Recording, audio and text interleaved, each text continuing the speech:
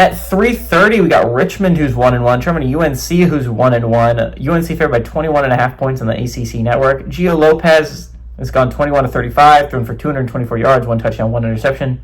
Demon June has had 9 carries for 52 yards, and Jordan Shipp has had 6 catches for 97 yards. Again, this is a big game for UNC, simply because this was your get rights games, right? Because you got your ass kicked against TCU in the opener.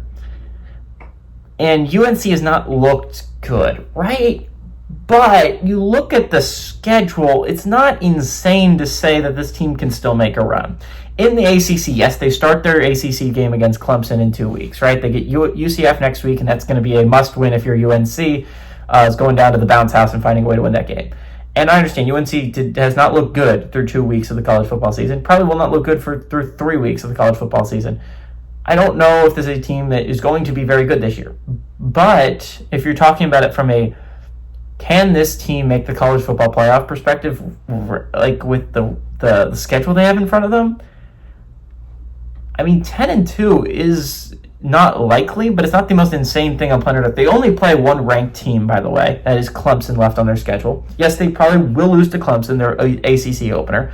But they're able to avoid Louisville. They're able to avoid Florida State and Miami, and Notre Dame is not on that schedule. SMU is not on that schedule. They avoid Georgia Tech. The only team that is supposed to be in this mix for a conference championship that maybe could make a run is Duke. So again, and then traveling to NC State's going to be hard at the end of the year. So maybe NC State, maybe Pitt in there. But again, the only team that is expected to be somewhat in this playoff conversation is Duke, that they have on their schedule. UNC has a very favorable schedule. We'll see. Again, teams can have favorable schedules and still do poorly against them because they're just that bad of a football team. We'll see next week when they play UCF. That is going to be a big game for both teams to decide which one is going to have any kind of hopes.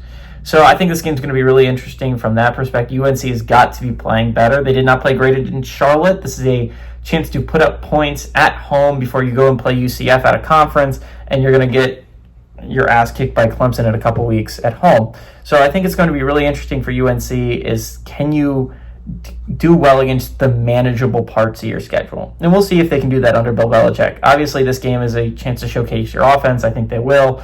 Give me the Tar Heels to win and cover at home.